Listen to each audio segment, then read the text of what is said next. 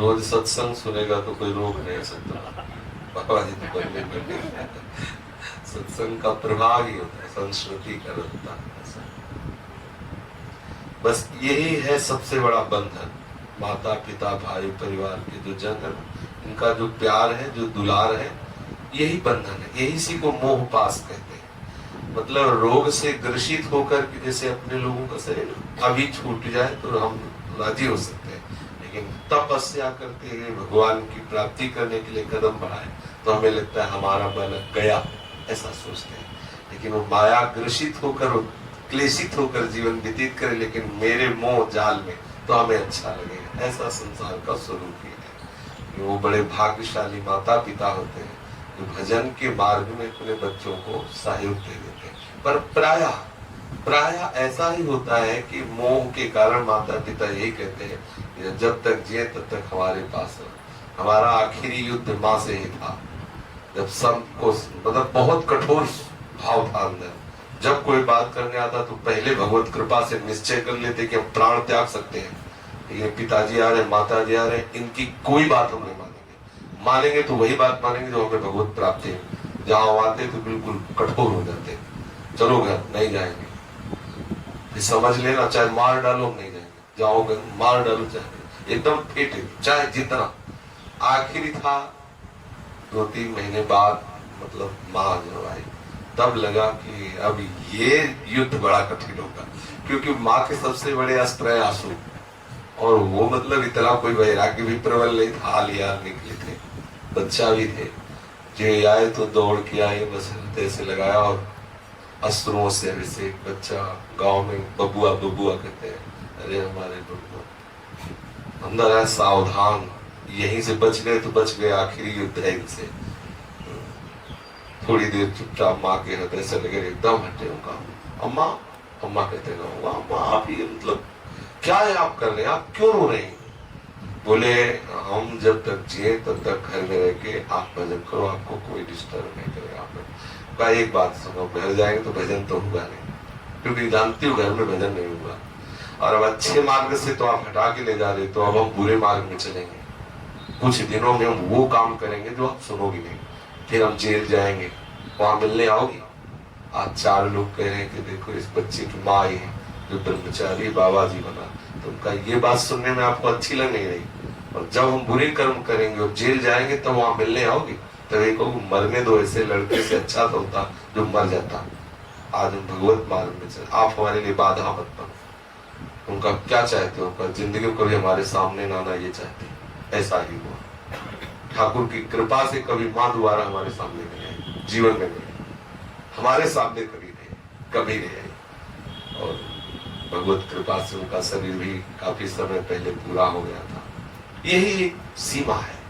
अगर भगवत कृपा से इस माया के इस बंधन से मुक्त हो जाए तो माँ का भी कल्याण होता है, पिता की भी कल्याण होता है। शास्त्र तो ऐसा कहते हैं कि 21 पीढ़ियां तर जाती है, पर ये बात जल्दी स्वीकार नहीं हो पाती, ममता के कारण ऐसा लगता है कि ऐसा। और ये आता है बड़े पुण्यवान के हृदय से। ये बच्चा कोई पुण्यवान है तो उसके हृदय में आया, मैं भगवत मार्ग में चलूं, मैं विरक्त हो जाऊं, मैं श्री जी की प्राप्ति करूं।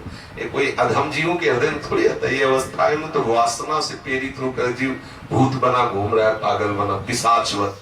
भजन वैराग्य, ये तो कोई, इसकी माँ कोई पुण्यात्मा है तो उसके गर्भ में ऐसे बालक होते हैं। वो जननी धन्य है जिसके गर्भ से भगवान का भक्त पैदा हो, वो पिता धन्य है जिसके अंश से। धन्य सुतात धन्य सुमाय संतत सकल। कितने लोग हैं भगवत मार्ग में चलने वाले, कितने लोग हैं, आप देखो कितने लोग हैं, कितनी भीड़, संसार कितना संसार विचित्र, कितना बड़ा संसार, और कितने भजन करने वाले लोग हैं, अंगुलियों में गिन सकते हो भजन करने वाले लोग। बड़े भाग्यशाली, महत भाग्यशाली। सत्संग जीव का परिवर्तन कर ही देता है। यदि हम भगवत कृपा से सत्संग का चिंतन मनन करें तो निश्चित परिवर्तन कर देता है। पर इस मार्ग में चल वही सकता है जो दृढ़ निश्चयी है। दृढ़ निश्चयी इस मार्ग, ऐसा नहीं सोडा वाटर की तरह वैराग्य नहीं होना चाहिए कि आज उफान आई और चलो घर परिवार त्याग दिया और कल फिर वो उफान बैठ गए, तो फिर ऐसे नहीं। एक दृढ़ निश्चय इस मार्ग में चलता है। दृढ़ निश्चय हो गया बस, अब चाहे प्राण निकल जाए, बस ऐसा। और सुविधा देख के कोई कभी बाबा जी ना बने, क्योंकि सुविधा देख के बाबा जी बनेगा तो फिर भ्रष्ट हो जाएगा। अच्छा खाने को मिल रहा है, रहने को मिल रहा है, हर व्यवस्था है, बाबा जी बनेगा भ्रष्ट हो जाएगा। सदैव अगर भगवत मार्ग का पथिक बने तो बिल्कुल ऐसा बने कि अपने को हमें जला देना है, मन बुद्धि चित्त अहंकार सबको एकदम पवित्र करना है, कष्ट सहना है। शुरू में ऐसा जीवन भगवत कृपा से स्वीकार किया, ऐसा जीवन रहा है तो काफी समय तक। ये तो अभी हमें लगता है 7-8 वर्ष हुए होंगे ये व्यवस्था हुई भगवत कृपा से। बहुत सुंदर, मतलब ये अहंकार की बात नहीं पर बहुत कृपा रही।